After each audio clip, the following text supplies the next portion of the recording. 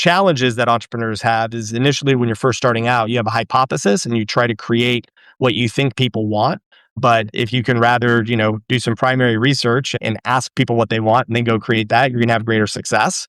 But at the same time, you don't need to have all the bells and whistles on it. You don't need to have 500 different package purchase pricing options for the customers. When you're first starting out, focus on the core. What is the main benefit that the customer is looking to receive?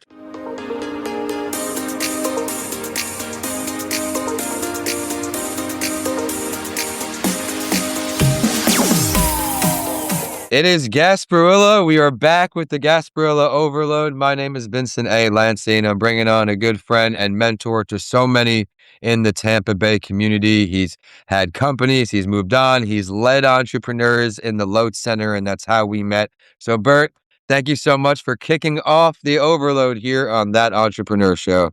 Thank you so much for having me. This is a nice little exciting venture that you've got going here, like the Gasparilla theme.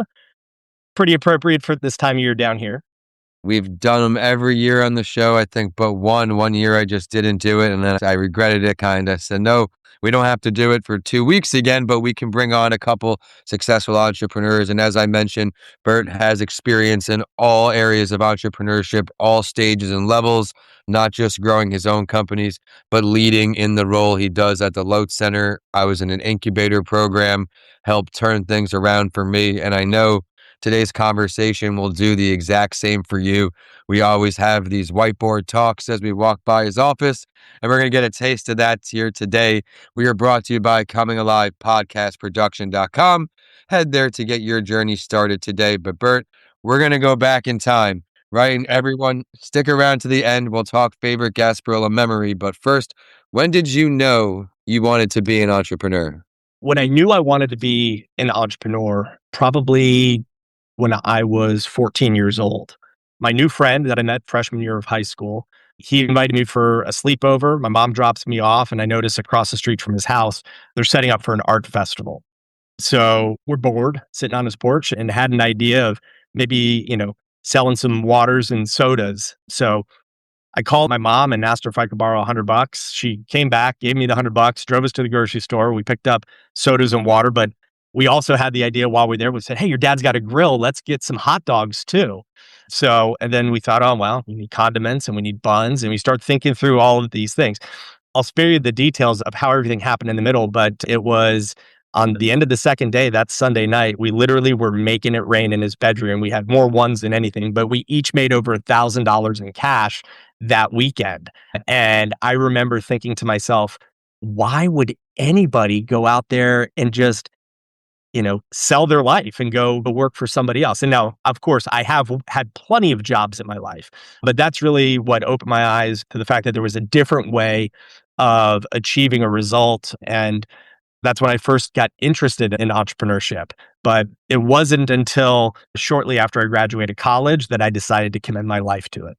Yes, and you certainly are doing that. He's making a tremendous difference, and I'm super impressed. I mean, my sophistication of young entrepreneurship is shoveling driveways, right? I loved when that snow came because it was an opportunity for me to make my own money, and then I certainly traded these snowflakes for palm trees like you, and a little better in the winters. But moving on from those childhood endeavors, let's talk through one of your first companies you founded, and I know you had an impressive exit from one, so we can discuss. Yeah. So, I mean, there's been a million. I love starting businesses. I don't necessarily love running businesses. So, I tend to come up with ideas or recognize opportunities and then try to create, jobs essentially, and then pass the keys off to somebody else. I'll tell you just, briefly about a few. And so I'm choosing these few because, there's an opportunity, I think, for all of your listeners to take that entrepreneurial leap. After high school, I'm in college and, I sitting around with my buddies one night, probably late, probably some drinks, and said, hey, let's start a funny t-shirt company. So we came up with a couple ideas and, I maxed out my $600 credit card and I still have inventory today. So that was, 20 years ago. but there was a lot of good lessons there. Like, it's not going to happen unless you actually try. And, the stuff that I learned from it, enabled me to, apply those lessons to the next thing and the next thing and the next thing. Shortly after college, I wanted to work for a startup in New York City. So I moved up there with no job, no place to live, and not knowing anybody. And so this was 2005. But I did have 5 job interviews scheduled over like a 3 or 4 day period. And lo and behold, I was offered 4 of those jobs. This was a lot different than the first time I went to New York, which was a few months prior where I didn't get anything. But that's also when I only had 1 foot in. I bought a return ticket home back to Florida. It wasn't until I got rid of, all my stuff down here in Florida, packed up a truck and moved to New York, because now I had that pressure for myself of like, man, I have to make it work because I'm here. All my stuff is here. I'm not going home. Right. I took a job, met a couple guys that wanted to start the first virtual accounting firm. And so I was the first salesperson that was hired. Well, I wasn't the owner of the company, and I still acted entrepreneurially. And so that's called entrepreneurship when you're doing it for someone else's company. And so, yeah, we started this virtual accounting firm. And, within a few years, we were generating tens of millions in new business each year. And it was a blast. I opened an office for them down in Florida in 2009 as we continued to expand and grow. And then in 2015, when my second child was born, I stopped doing that, focused on being a dad for, almost a year, and then started kind of doing the consulting that I was doing prior and turned that into an actual brand called The Startup Expert, which provided business services to startups. We had a staff of about 30. It was all virtual, similar model that we had used in the accounting firm. Did that. It was a lot of fun. And then my daughter was born. And this is when literally, Vincent, everything changed because I fell in love all over again. And, when my first son was born, there were definitely some dinners that I missed because, we were starting companies.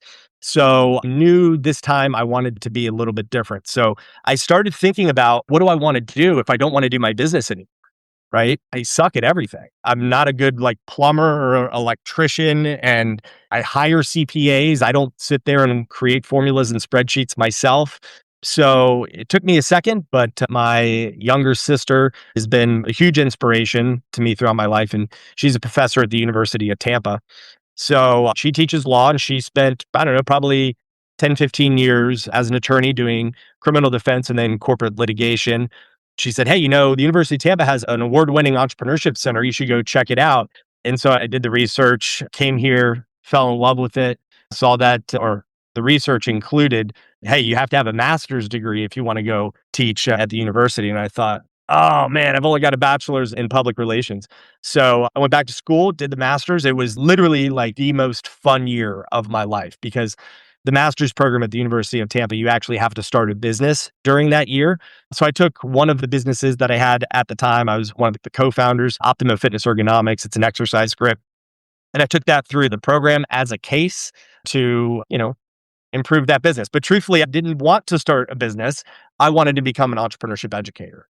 So fast forward, that's really when the entrepreneurship education journey began. I became an adjunct right after I finished the master's degree, oversaw the incubator and the accelerator for a couple years. I ended up going to State College of Florida. They had a brand new entrepreneurship center that opened. So I had a 2-semester contract for that. And then I started my doctoral program at Florida International University and just wrapped that up in August of last year. So yeah, now today I am a professor teaching entrepreneurship business to the students at the University of Tampa. But it's not just in the classroom. A lot of the stuff, as you know, Vincent, that we do is done in the Loth Entrepreneurship Center here in the Innovation and Collaboration Building, where it's all about experiential learning. And that's where you and I met when I was the ops manager up there. So that's kind of my entrepreneurial journey in a few minutes. You walked us through beautifully the entire journey and what led you today. And everyone, I've talked about the Loth Center a lot. A few years ago, I did the Loth Center series during the Gasparilla Overload with a bunch of amazing entrepreneurs there. So it's nice to hear a different perspective on why it's amazing. And I've talked about the breakout rooms for podcasts and all these other things that, for me specifically in my line of work, are very helpful, and you can learn all about that. What's the website, Bert, if people want to log on, check it out? Well, it's kind of long, so just search the Google machine for, University of Tampa Entrepreneurship Center. That'll probably be the easiest. Now, granted, I don't think I learned how to spell entrepreneurship until I was in the master's program, but that'll be the easiest way to find it. Also, to any of your listeners that are on Instagram that kind of active there, you can find us at UTE Center, as in University Tampa Entrepreneurship Center, UTE Center, and follow us there. Yeah. Hey, yeah, thank you for sharing that. Everyone, be sure to check it out, especially if you're in the Tampa area. Now, as you're in this new role, do you see yourself starting another company in this new role, or what do you think you're going to be focusing on now as we're recording this for Gasparilla? Oh gosh. I struggle with that question literally every single day of my life. Yeah, I think one of my strengths is opportunity recognition, which also coincidentally, that is, opportunity overload's one of the main reasons that entrepreneurs fail. They spread yep, themselves thin, try to do everything, right? yep. But yeah, I don't know. I think that I see opportunities, problems that are absolutely worth solving every day.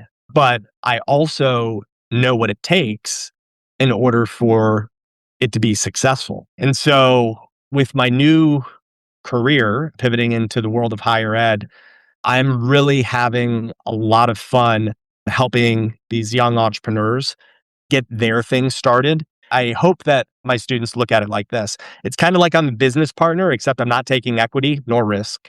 But I meet with students during office hours, outside of office hours, bring them into the programming at the Loth Entrepreneurship Center as well. I do still get asked every month if I will become a partner in somebody's business. Yeah. But I'm proud to say that I've stuck to my guns since 2018 and have continued to decline that. Now, will that change? Yeah, it will. I just don't know when. It's got to be the right time. It's got to be the right thing because truth is, there's this academic thing called the startup curve that exists where, we start with this initial enthusiasm and it just spikes. Everybody tells us, oh, great, it's going to be awesome. And, the truth is like, it's hard and it's always going to take longer. It's going to cost more and you're going to, make less than you thought you would. So yes, but I don't know when and what it will be, which is exciting. Yeah, it sure is. Well, I hope to possibly come speak to your class next time I'm in Tampa. I know I'm going to be back over there. I want to stop by the Loth Center before the end of the semester at that point in the Yeah. spring because I know it's very exciting and just see.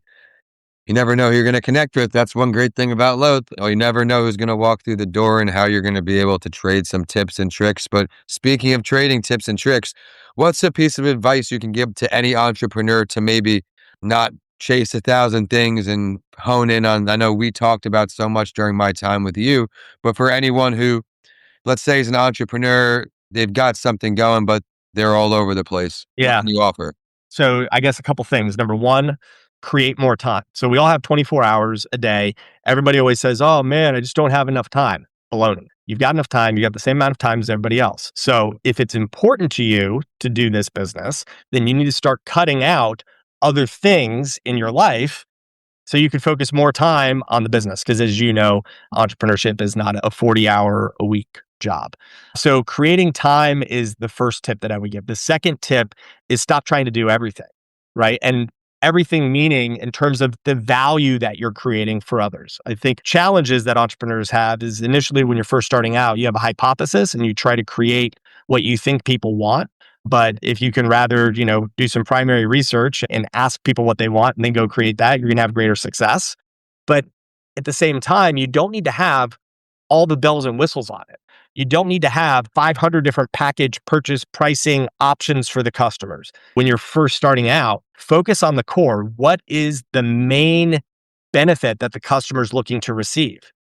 Spend all of your energy on that because that's the thing that they're willing to pay for. The other stuff might be a nice to have, or, oh, it would be cool if we did this too. We'll make more money.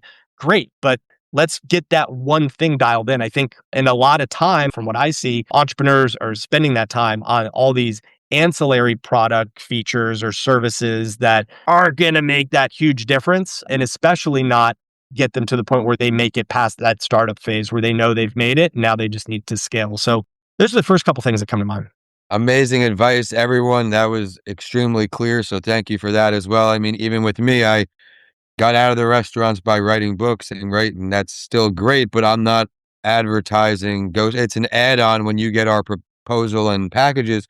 You'll see that as an add-on if you want to turn your podcast into a supplementary book, but I'm not going to be confusing any more people because I confused myself for a very long time. And now, before I get to which entrepreneur throughout history would you choose to speak with, we're going to have some fun for Gasparilla because you are kicking us off here. You spent a great deal of time in Tampa. I'm sure different types of Gasparillas as well. Let's talk about some memories you have. Yeah, gosh. Well, it's funny. When I was in my young 20s, I mean, it was one of the biggest parties to look forward to in Tampa. Yeah. And from what I remember, those were some amazing times. But I think really one of my favorite memories came in recent years when I was invited by my sister to go onto her cruise float. And so I hadn't done that before. So that was a little bucket list item. And the tips that I got from the crew were things that I did not think of. So there's a good little lesson here, much like entrepreneurship. Don't think you know what you're doing. Go talk to people who have done it before, Yep. because they said, oh, and by the way, if you get off the float while it's moving, you need to step backwards off the float. Don't walk forwards off the float or you're going to start spilling. And I thought to myself for a second, oh my gosh, that makes perfect sense. I'm really glad somebody said something to me. Entrepreneurship connection there. But no, I think just being on that float was probably one of the highlights. And then jumping off the float and going to a float that was, I think, a couple behind us that had a few other University of Tampa professors on it was a lot of fun. So yeah, glad that it's Gasparilla season again. But I think now that I've got a few kids, I go to the children's parade mostly. I love how you threw it back to your early times in Tampa. And like for me, that was me going to UT, right? Those younger days. And then senior year comes, I'm ready for my last Gasparilla, and then a few days before, I'm actually put in the hospital bed on the parade. So I'm watching things on the water, and then as you get past that, you start to experience Gasparilla again, and it's more for the community of who you're going to be with and all those great things. So if you're in Tampa, have a safe Gasparilla, but make sure to take advantage of it because it is only once per year. And now, before we get how to get in touch with Bert, we're going to talk about some more entrepreneurship wisdom. Who would you choose throughout history, dead or alive, to have a conversation with? Gosh. Someone you haven't met There's yet. so many. There's so many, right? When you throw in the dead component too. All right, I'm going to give you one. I would say all of them. The more you talk to people who have done it, the easier it's going to be for you. But a lot of people have problems going to talk to strangers. I think the person I would like to sit down with, maybe for a couple hours, would be Herb Kelleher. He's the guy who founded Southwest Airlines. And if you know anything about the story, this business was conceptualized, on literally on the back of a napkin, drawing a Right, little right. map of where they're going to be flying. And if you look at their napkins today, when you fly, their drink napkins, it has the map on it still. But he did stuff with Southwest that he was told it can't be done. And I know we hear that a lot in entrepreneurship, but he did things that were not normal for airlines, like no assigned seating, make it more like a bus, just sit anywhere. They've had challenges for sure, but continued to be different. My father worked for them. And one time, my dad flew the plane from BWI to Love Field in Dallas. They unveiled the Maryland One. So this is 737 that's painted like the Maryland state flag. And the only people on the airplane were the executive team, PR was there. I was literally like 3 or 4 months out of college, and her. And he was drinking, I don't know if it was scotch or whiskey, but he was drinking it on the rocks and smoking cigarettes on his airplane the Yeah. entire flight. And I was like, this is crazy. You're not allowed to smoke in the airplanes. And what type of a leader is he if he's drinking? But you realize that he was who he is. When you're genuine, not everybody might like your style or like what you're going to do. You're going to piss some people off as you're disrupting. Others might appreciate it. Others might look past it. But at the end of the day, I think sitting down with him for a couple hours would be an absolute riot. And I'd learn a lot from it. So he'd be one. Delve a step deeper. Where would you want to sit down with them? At the bar. I think that's where he came up with, I believe that's how the story goes. Yeah, yeah. It's on the back of a cocktail napkin. So I think it was at a bar. Yeah, at a bar. You're going to let your guard down. He's in home territory at that stage.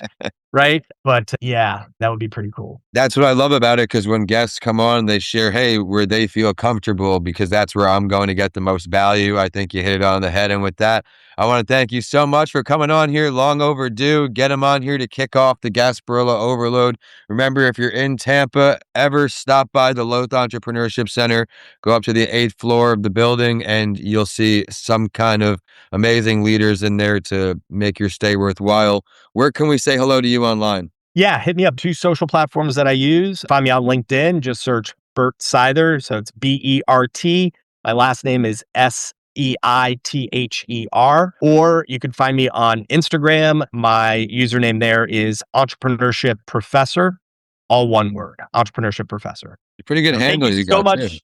Yeah, thank you so much for having me, Vincent. Like you said, this is long overdue. We've been talking about doing it for, a couple years, and super appreciate not only this opportunity, but what you're doing out there for the world, man. You're making a difference, helping other people, live their dreams. So keep it up.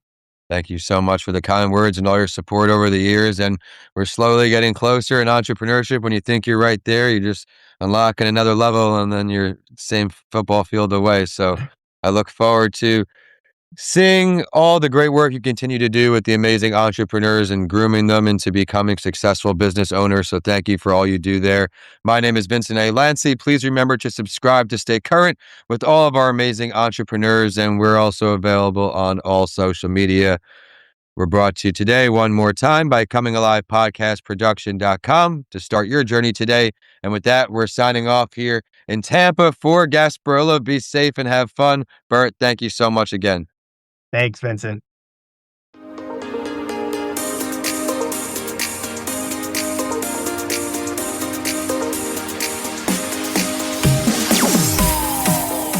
Thank you for tuning in to another episode. I would love to hear your feedback. What did you love? What do you want to see more of? Are there any questions you would like me to ask the guests who come on the show? This show is not possible without you, the amazing listeners, so please email us at podcastbylanci@gmail.com and let us know what you think. We'll also feature you on a later show.